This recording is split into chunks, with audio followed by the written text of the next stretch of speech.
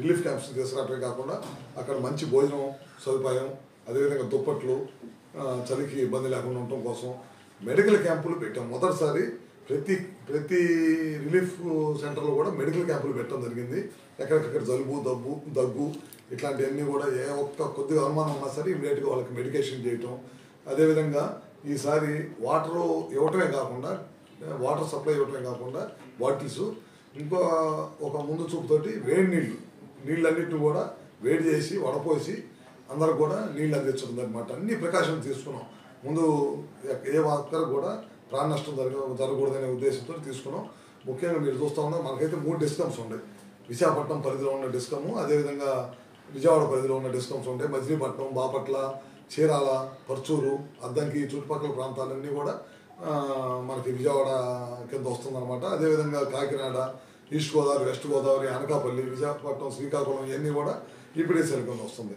కొద్దిగా తుఫాన్ ప్రభావం తక్కువ ఉంది కాబట్టి తిరుపతి డివిజన్ నుంచి చాలా పెద్ద ఎత్తున 1400 నుంచి 1500, ఫస్ట్ 800 మంది సరిపోతారనుకున్న తర్వాత తుఫాను తీవ్రతను దృష్టిలో పెట్టుకొని గాలులు ఎక్కువగా ఉంటాయనే దానికోసం 1500 మందిని అక్కడి నుంచి ఇక్కడ తీసుకొని వచ్చాం. మచిలీపట్నం ప్రాంతానికి కానీ, బాపట్లకు కానీ, లేకపోతే మిగతా ఈస్ట్ వెస్ట్ అనకాపల్లి ఈ ప్రాంతాలకు అందరినీ తీసుకొని వచ్చేసి ఎప్పుడైతే తుఫాన్ తీరం దాటిందో ఇమ్మీడియట్గా మా ఆపరేషన్స్ అన్నీ కూడా స్టార్ట్ చేసి ఎక్కడ కూడా సిబ్బందికి కూడా ఇబ్బంది లేకుండా వాళ్ళకు కూడా ప్రికాషన్స్ తీసుకుంటూ ఎప్పటికప్పుడు బ్రహ్మాండంగా పని చేసుకుంటూ వచ్చామన్నమాట. 2 నుంచి 3 రోజులు పట్టింది మొత్తం కంప్లీట్ చేసాము. వాళ్ళకి అందరు హౌస్ హోల్డర్స్కి మొత్తానికి కూడా ఇమీడియట్గా డే అండ్ నైట్ పనిచేసి అందరికి కూడా కరెంట్ ఇవ్వడం జరిగిందనమాట. అదే కాకుండా ఇవాళ నుంచి అగ్రికల్చరు, ఆక్వాకల్చరు, అదేవిధంగా గాలికి డ్యామేజ్ కాకుండా స్తంభాలు కొన్ని చోట్ల వంగిపోయి వాటినన్నింటినీ సరి చేయటం ఈ 2 రోజుల్లో మొత్తం కూడా కంప్లీట్ చేస్తాం.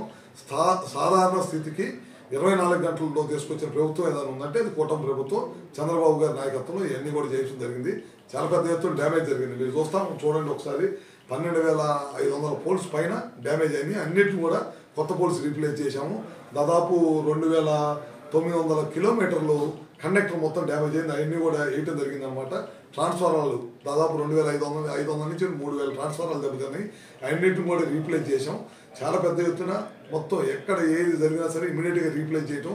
చెట్లు ఎక్కడ చాలా పెద్ద ఎత్తున గాలి రావటం వల్ల చెట్లు వచ్చే స్తంభాల మీద పడి ఇరిగిపోయి ఎమ్మటే డ్యామేజ్ అవ్వటం. ఆ ప్రాంతంలో ఉన్న ప్రజలకు ఎమ్మటే మేము ఇంటిమేట్ చేసాం. ఎమ్మటే ఈ ఫలానా చాట స్తంభం పడింది, ఒక 4 గంటలు పడుతుంది, మీరు కొద్దిగా వెయిట్ చేయండి అని చెప్పి ఇమీడియట్గా అక్కడ మనుషులు పంపించడం, స్థానికులు సహాయం తీసుకున్నాం. తెలుగుదేశం పార్టీ కార్యకర్తలు, అదేవిధంగా జనసేన, బీజేపీ కార్యకర్తలు అందరూ సహాయ సహకారాలు తీసుకొని మన డిపార్ట్మెంట్ వాళ్ళు ఇమీడియట్గా చెట్లు నరిగేయటం, ఇమీడియట్గా చెట్లు ఎక్కడన్నా అడ్డం పడితే అవి కట్ చేయటం, ఇమీడియట్గా దాన్ని రీస్టోర్ చేయటం, పవర్ ఇవ్వటం, ఇట్లాంటివన్నీ జరిగింది. కొన్నిసార్లు విపరీతంగా వర్షం ఉండటం, నెల్లూరు జిల్లా ఉంది, కావలి ఉంది, అత్యధికంగా వర్షపాతం నమోదైంది. అందుకని ఆ ఏరియాలో ఎక్కడైతే ప్రమాదం వచ్చిందని తెలిసిందో ఆ ఏరియాలో ముందే మేము పవర్ షట్ డౌన్ చేసాం.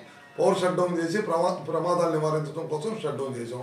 మచిలీపట్నంలో 70 నుంచి 80 కిలోమీటర్లు వేగంగా గాలి వచ్చినాయి, అక్కడ పవర్ షట్ డౌన్ చేసాం. మంత్రి గారు ఎమ్మటే పొద్దున్నే ఫోన్ చేసి ఇక్కడ ఇట్లా ప్రాబ్లం ఉందని నేను కూడా వెళ్ళాను. ఒక డైరెక్టర్ని అక్కడ మచిలీపట్నంకి మన డిస్కమ్ నుంచి ఒక డైరెక్టర్ని పెట్టి అంత అయిపోయిన తర్వాత పని అంతా పూర్తి చేసి అందరికి పవర్ ఇచ్చిన తర్వాతే విజయవాడ రమ్మని చెప్పి ప్రతి ఒక్క ఆఫీసర్ని ప్రతి ఒక్క జిల్లాకి వేసి దగ్గరుండి పర్యవేక్షించమని చెప్పి చెప్పడం జరిగింది. ఇట్లాంటివన్నీ కూడా ఈ ప్రభుత్వం చర్యలు తీసుకుంది. ముఖ్యమంత్రి గారు ఎప్పటికప్పుడు డైరెక్షన్స్ ఇస్తూ ఉన్నారు. ప్రాణ నష్టం జరగకూడదు, 24 గంటల్లోనే అందరికీ కరెంట్ ఇవ్వాలి, సాధారణ స్థితికి ప్రజలు తీసుకురావాలి అనే ఉద్దేశంతో ఇవన్నీ చేసామన్నమాట. అంటే కొన్ని చోట్ల ఇంకా పవర్ గురించి కొంచెం కంప్లైంట్స్ వస్తూనే ఉన్నాయి. చేస్తూ ఉన్నాం. పవర్ అయితే 98% పైన పూర్తిగా రిస్టోర్ చేసాం. ఎక్కడన్నా 1-2 సంఘటనలు స్తంభాలు ఊగిపోయి ఇప్పుడు ఏదైనా పడుతుంటే ఇమిడియేట్ చేయటం, అదేవిధంగా అగ్రికల్చర్ అయ్యి ఆక్వాకల్చర్ ముందు ప్రజలకు ఇబ్బంది జరగకుండా ఉండటం కోసం ప్రజలకు పవర్ ఇచ్చేసాము, అయిపోయింది. ఇప్పుడు ఆక్వాకల్చర్, అగ్రికల్చర్ స్తంభాలు కానీ ఎక్కడికైనా పొలాల మీద ఉన్నాయి కానీ అవన్నీ పడిపోయినా దెబ్బతిన్నా వాటిని కూడా మొదలుపెట్టి చేస్తాము. ఎందుకంటే సిబ్బంది 48 గంటలు కంటిన్యూగా పనిచేశారు. అందుకని చెప్పి వాళ్ళకు కూడా కొంత గ్యాప్ ఇవ్వకుండా పనిచేసినా ఇబ్బంది అవుతుంది. అందుకని మొన్న పగలపూట రైతులు గ్యాప్ ఇచ్చాం. విజిబిలిటీ తక్కువ ఉంటుంది నైట్ టైం పని చేయడంలో. మొన్న అర్జెంట్ కాబట్టి ఏదో ఒక జనరేటర్లు పెట్టుకొని అన్నీ చేసాం. ఇప్పుడు కొన్ని సాధారణ స్థితికి వచ్చిన తర్వాత ఇప్పుడు పగలపూట పెట్టేసి పగలపూట 100% పని చేయించుకుంటా ముందుకు తీసుకెళ్తా ఉన్నాం. నేనే బాపట్ల వెళ్ళాను, చీరాలు వెళ్ళాము, మన పచ్చూరు వెళ్ళాము. పచ్చూరులో విపరీతంగా వర్షపు నీళ్లు సముద్రాన్ని తెరిపించేటట్టు నీళ్లు నిలబడ్డాయి అనమాట. అక్కడ రైతులు పరామర్శించి రైతులు కూడా ధైర్యం ఇచ్చాము. తప్పకుండా అక్కడ కూడా ప్రభుత్వం అంచనాలు వేస్తుంది. రైతులకు ఎంతవరకు నష్టపోయింది, పొగాకు రైతులు ఇంట్లో ఉన్న పొగాకు నిల్వ పెట్టిన పొగాకుని ఫ్లాష్ ఫ్లడ్స్ పైనుంచి మీకు పల్నాడు ప్రాంతంలో తుఫాన్ తీరం దాటిపోయిన తర్వాత రైతు 2 నుంచి 4 దాకా విపరీతంగా వర్షం పడింది. పైనుంచి గుళ్ళకమ్మ లాంటి గుళ్ళకమ్మ నిండిపోయింది, లేకపోతే ఈ నదులు వాగులన్నీ నిండిపోయి పచ్చూరు దగ్గరకు వచ్చేసరికి అక్కడ కూడా చాలా ఇబ్బందికరమైన పరిస్థితి ఎదుర్కొంటే నేను వెళ్ళి అన్నింటిని కూడా హైవే ఉంటుంటే హైవేని కూడా బ్రేక్ చేయించి నీళ్లు ఏమంటే బయటకు పెట్టే కార్యక్రమం కూడా చేయడం జరిగింది ప్రభుత్వం. ఆల్రెడీ పొద్దునే వాళ్ళందరికీ వాట్సాప్ల ద్వారా, అందరికీ సోషల్ మీడియా ద్వారా, వాట్సాప్ల ద్వారా, మీడియా ద్వారా ఇవాళ పొద్దున్నే వాళ్ళ ప్రాణాలను కూడా బలంగా పెట్టి రైతులనక పగలనక కష్టపడి పనిచేసిన విద్యుత్ సిబ్బందికి మా సిఎస్ గారు ఉన్నారు, ఆయన పనిచేశారు, మన డిస్కమ్ల ఎండీలు ఉన్నారు, 3 ఎండీలు పనిచేశారు, డైరెక్టర్స్ పనిచేశారు, కింద ఎస్సీలు పనిచేశారు, ఈ డిఈలు పనిచేశారు, ఈలు పనిచేశారు, ఏడీలు, ఏఈలు, లైన్ మ్యాన్ల దగ్గర నుంచి కింద సబ్ ఇంజనీర్ల దగ్గర నుంచి ప్రతి ఒక్కరూ ప్రాణాలు ఫలంగా పెట్టి ఇళ్లలో నుంచి బయటకు వచ్చి ముఖ్యమంత్రి గారు ఎప్పుడైతే ఆదేశాలు ఇచ్చారో వాళ్ళందరూ కూడా మా డిపార్ట్మెంట్ అంటే మా సొంత డిపార్ట్మెంట్ అనే ఉద్దేశంతో బయటకు వచ్చి ప్రాణాలు ఫలంగా పెట్టి పనిచేసిన సిబ్బందికి అందరూ కూడా పేరు పేరున అభినందనలు తెలియజేసుకుంటూ ఇట్లాంటి విపత్తులు ఏదొచ్చినా సరే ఎలక్ట్రిసిటీ డిపార్ట్మెంట్ ముందుండి పనిచేయడానికి సిద్ధంగా ఉండేదని చెప్పి కూడా తెలియజేసుకుంటా ఉన్నాం. అన్నీ కూడా అంచనా వేస్తున్నారు. ఇప్పుడైతే మాత్రం చాలా పెద్ద ఎత్తున పోలీసు దెబ్బతిన్నాయి. దాదాపు ఈ పోలీసు దెబ్బతిన్నా సరే ఇమీడియట్గా రీప్లేస్ చేయడానికి కారణం ఏంటంటే మేము పోలీసు కూడా రెడీగా పెట్టుకున్నాం. దాదాపు 20,000 పోలీసు రెడీగా పెట్టాం. మా అంచనా ప్రకారం ఇప్పుడు నాకు వచ్చిన అంచనా ప్రకారం ఇంకో కొంత అటు ఇటుగా ఉండొచ్చు. 12,000 నుంచి 13,000 పోలీసు ఇప్పటికి దెబ్బతిన్నాయి, రీప్లేస్ చేశాము. దాదాపు కండక్టర్ దెబ్బతిన్న కండక్టర్ మొత్తం కూడా రీప్లేస్ చేసాం అన్నమాట. ఎందుకంటే సముద్ర ప్రాంతంలో విపరీతమైన గాలులు ఉన్నాయి కాబట్టి కండక్టర్ దిగిపోవటం, ట్రాన్స్ఫారాలు పేలిపోవటం, తగలబడిపోవటం, అదేవిధంగా పోలీసు ఇరిగిపోయి పడటం, దాదాపు 80 కిలోమీటర్ల గాలి ఉండటం వల్ల సముద్ర తీరంలో ఇవన్నీ జరిగినాయి. వాటిని అన్నిటి కూడా వేగవంతంగా మనం రీప్లేస్ చేయడం కూడా జరుగుతుంది అన్నమాట.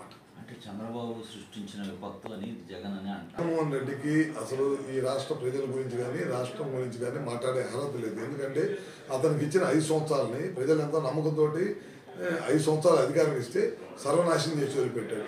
అసలు తుఫానుకి పరామర్శలకు వచ్చిన రోజు కార్పెట్ వేసుకొని కాళ్ళకి మట్టి కాకుండా కార్పెట్ వేసుకొని ఎప్పుడైతే పరామర్శకు వచ్చాడో ఆ రోజే అతనికి రైతుల పట్ల ఎంత ప్రేమ ఉందో మనందరం కూడా అర్థమైపోయింది. చంద్రబాబు నాయుడు గారు తుఫాన్ హెచ్చరిక రాగానే తుఫాను ఇంకా 27, 28, 29 డేట్లో తుఫాను ఎఫెక్ట్ ఉండొచ్చు మన ప్రాంతాలకి, అప్రమత్తంగా ఉండండి అని చెప్పి 25, 26 తారీఖుల నుంచే రాష్ట్రంలో ఉన్న నలుమూలలు ఉన్న అధికారులను కానీ ప్రజాప్రతినిధులు కానీ కేటర్ని కానీ పౌరుల్ని కానీ అలర్ట్ చేసిన ఏకైక ముఖ్యమంత్రి చంద్రబాబు నాయుడు గారు. తుఫాన్లు ఇదే కాదు, గతంలో చాలా తుఫాన్లు ఎదుర్కొన్న అనుభవం ఉంది. మనకి విశాఖపట్నంలో గతంలో వచ్చిన తుఫాన్ని దాదాపు 200 కిలోమీటర్లు, 180 నుంచి 200 కిలోమీటర్ల పైన హుదూద్ తుఫాను. ఆ టైంలో ఏ విధంగా అతను ఎదుర్కొన్నాడో ముఖ్యమంత్రి గారు, ఏ ముఖ్యమంత్రి కూడా ఇంట్లో ఉండి కూర్చొని మీరెళ్ళండి అని ఆయన స్వయంగా ఆయనే దిగి విశాఖపట్నంలో వారం రోజుల పాటు ఉండి ఏ విధంగా ఎదుర్కొన్న సంగతి మనందరికీ తెలిసిందే. ఇటీవల కాలంలో మన విజయవాడ చుట్టుపక్కల ప్రాంతాల్లో వాగులు వంకలు పొంగి చాలా పెద్ద ఎత్తున విజయవాడ నష్టం జరిగితే ఒక బస్సులో కూర్చొని కలెక్టర్ ఆఫీసులో బస్సు ఒకటి పెట్టుకొని అక్కడే కూర్చొని సామాన్య స్థితికి వచ్చిందాక ఉండి ఏ విధంగా పని చేసిన సంగతిని మనందరికీ తెలిసిందే. ముఖ్యమంత్రి గారికి వేరే వాళ్ళ సలహాలు అవసరం లేదు. నువ్వు గతంలో నీకు ఇచ్చినప్పుడు నువ్వేం చేసావు, ఇప్పుడు ప్రజలు మాకు అధికారం ఇచ్చినప్పుడు మా పనితీరు ఏందో అనేది ప్రజలకు బాగా తెలుసు అని చెప్పి కూడా తెలియజేస్తాం.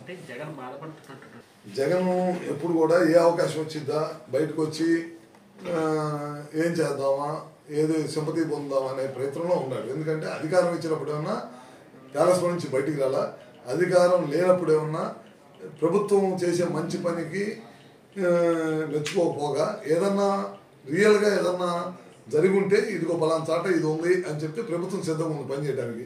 ఏదో ఒక బండ్ వేయాలి, ప్రభుత్వానికి మేము నిందేయాలనే కార్యక్రమం తప్పక వేరే ఆలోచన జగన్మోహన్ రెడ్డికి లేదు, జగన్మోహన్ పార్టీకి ఎప్పుడూ లేదు.